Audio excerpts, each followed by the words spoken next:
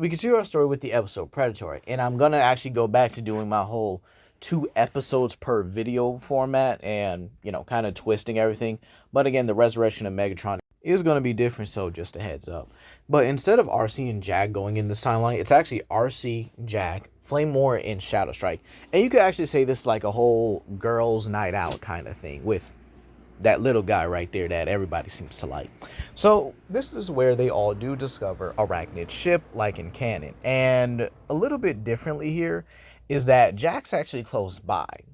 So Arachnid actually interacts with the group before actually getting to Jack here. And keep in mind, RC does get her flashbacks, but keep in mind as well, Arachnid is taunting the others about them not only being traitors, but how she's actually snuffed out entire groups of Autobots and Decepticons alike, with Shadow Striker actually nudging RC out of it, saying, so, how you want to handle this? What you looking at me for? Come on, this is your rival, your enemy. Besides, it's not a problem for us.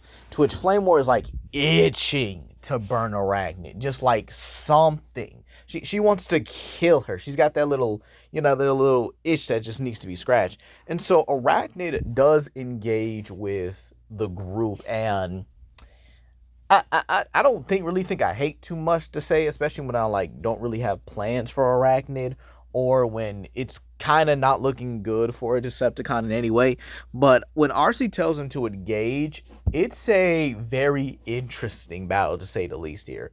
Shadow Striker is in a sniper's distance. Flame War is literally pursuing her and burning everything around her. Now again, keep in mind, she could cause a forest fire, but she's actually keeping it pretty controlled. Meaning Arachnid is jumping around and dodging flamethrowers the best she can, while RC is eventually able to close the distance. However, when RC gets close, Shadow Striker makes careful shots to disable one of the key things Arachnid has.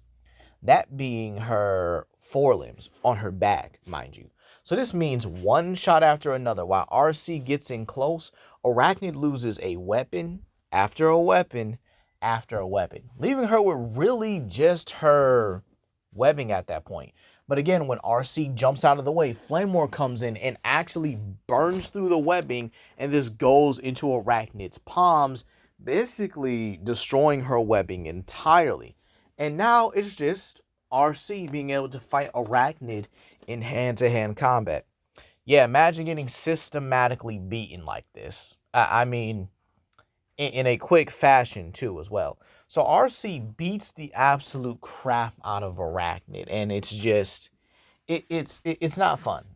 It really isn't. It's not a fun fight. It's not a very close interaction. This is a Powerpuff Girl level beatdown combined with the Huntrix and the Teenage Mutant Ninja Turtles, along with who else starts jumping people? With a Power Ranger type of beating, okay? Arachnid just gets beaten, all right? It's not fair at that point. It's just, I don't know. Ref, I don't even think the ref would be able to do anything at this point, because it's just,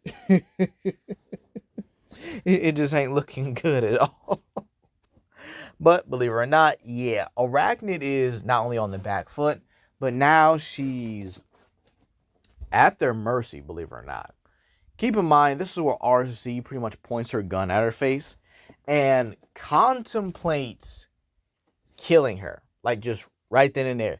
Keep in mind, while you might say, oh, well, RC always wanted revenge, right? Yeah, but she also still has to understand the Autobots' moral code, the Autobots' moral compass. And while she is hesitating, this is where Flame War says, I got her, and just burns Arachnid to a clean metallic crisp, ending her right then and there. And you might say, Legendary, why would you kill her off like that? Okay, I'm gonna need y'all to think for a minute, right? The Deathbringers are a team of the most dangerous Decepticons in certain categories. Flame War may be their interrogator, but she's also insane. Okay, she's a good girl, but she's insane. Shadow Striker, her sister, is one of the best snipers in the Decepticon military. Plus, she can keep up in a hand-to-hand fight if she needs to. Combine that with their ruthless edge and the fact that they have their own synchronicity and can cover each other, RC's kind of the odd girl out. So, Flame War already has her, powers and abilities that would have obviously countered Arachnid's webbing in the first place. Shadow Striker can easily target her vital points, but again, chose to target her weapons because of RC being at close range. And then you just have RC pretty much just beating on her. I don't think Arachnid was going to survive that, even if I could create a possible way here. But with that being said, RC is just like, you stole my kill. To which Flame was like, what? I didn't think you were going to kill her. RC was like, yeah, I was, but... And then Shadow Striker's like, well, you did hesitate, so... It is what it is. So RC kind of like rolls her eyes and just like, let's just get this camping trip over with. So Jack obviously finds this brutal, but... Yeah, he gets a nice and safe camping trip at the end of the day. But now we move over to the episode Speed Metal. All right, again, having it ahead of time because I want to do something special for Convoy, remember? So, with that being said here, Speed Metal actually offers differently. You see when, I think his name was Vance, I don't know. Ain't nobody like him anyway. When Vance actually tries to intimidate Jack about not having his bike this time, saying he probably sold it, this is where Jack says, oh no, got me a new car for today. Borrowing it from a friend. And this is where Stinger is actually parked outside of the school. Keep in mind, this is the favor that, Jack had him promised that he do. And keep in mind, though, I want y'all to think about something, right? Stinger is still a Pagny, which are very fancy and expensive cars. See, now, while he ain't got the same Riz game or Playboy game as Jazz here, Stinger understands what's going on. So, he just goes with the flow of it, right? So when Jack actually offers Sierra a ride, Stinger gives her a ride, actually making his doors, go all slow and romantical. Puts on some romantic music and drives off smoothly. By the way, this is after, Stinger embarrasses Vance by actually driving backwards and pulling a tow mater. Oh, dear God. He had to flex on that human. I ain't gonna lie. But again, he does give Jack a romantic ride and stuff like that. But he doesn't want to participate in the race. Obviously. He's a Pagny and he doesn't want Jack to get jumped or anything because he is a fancy and expensive car. But this is where Bumblebee actually does do the race like in the original, but instead of Knockout, it's Deadlock who's been trying to track down Stinger since he got on Earth. And considering he knows the connection between Bumblebee and Stinger, them being brothers, he actually does manage to not only corner Bumblebee away from the other humans, but actually manages to beat him. I would say Bumblebee puts up a good fight, gets some hits in and stuff there. But again, Deadlock is just simply too skilled at this point. And so he doesn't kill Bumblebee, but he does wound him enough to have him go into a shock-like state. Poor Bumblebee. Don't worry, he's gonna get his get back though. And this is where he actually uses Bumblebee's communicator to actually send a distress signal to the Autobot base and even puts out a challenge. He wants a one-on-one battle with Stinger. No tricks, no holds bar. Just him and Stinger. One-on-one to the death. The winner, well, gets to decide what happens to Bumblebee. And keep in mind, when Stinger's hearing this, he's with Blackout and Dreadwing out on an Energon hunt. While they're Energon stable supply, they still like to go out and just mess with Decepticons at this point. And keep in mind, there is a semi-interaction between them where Blackout is simply like, Sir, Stinger, do we go? Do we, go with you? To which Dreadwing states that it is a one-on-one combat, but again, I wouldn't trust a Decepticon in something as noble and honorable as combat. Unless it was his brother. Hope he's doing okay under Megatron's leadership. And this is where Stinger is simply like, I gotta get him. Of course I'm gonna go. It's my brother, for crying out loud. If you guys want to come with me, that's fine. But again, the fight is my own. So I want no one to interfere with it. To which they're like, all right, we got you, boss man. And so they actually do transform. And keep in mind, this is where Optimus sits this one out. Tells every other Autobot to sit this one out. Even the other Deathbringers who have simply came back also sit this one out. Stinger wants this one-on-one. He's going to honor the Decepticons' terms. And Optimus is confident he can pretty much get through this with ease. So after a while, they do find Deadlock at a abandoned factory where Bumblebee and Jack are simply tied up. Jack. Yeah, all you had to do was not go racing and none of this would have happened, right?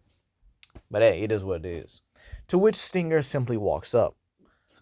You sure you want this? And this is where he pulls out his plasma blade. Drift takes out his sword and states, for the honor of his master Bludgeon, you will pay. Are you sure you're going to honor the agreement? To which Stinger's like, yeah, they're just here to watch me embarrass you. So this is where Drift simply rushes at him with his sword. And Stinger doesn't move, doesn't rush, doesn't even, go forward. He doesn't even step back to defend himself. He simply waits. And the moment Deadlock gets close, he simply blocks and then elbows him in the face. Deadlock comes again, tries to swing from one angle. He blocks, gets blocked again. Every sword strike is parried, blocked, and he's met with an elbow to the face again and again and again. To which Stinger states, he's an elite guard commander, or at least he was. Do you understand what that entails? The level of training that he went through? He knows diffusion and Metallico put together. You're nothing more than a novice, a noob even. And this gets Drift angry to where he actually pulls out his gun. To which this is where Stinger decides to rush him and slice that arm clean off. He even takes Deadlock's sword and stabs him right in the leg with it. And Deadlock's like, ugh, how? To which this is where Stinger simply states one simple thing. I'm better. I'm stronger. I'm faster than you. I'm more skilled than you. I was trained by a warrior with actual honor.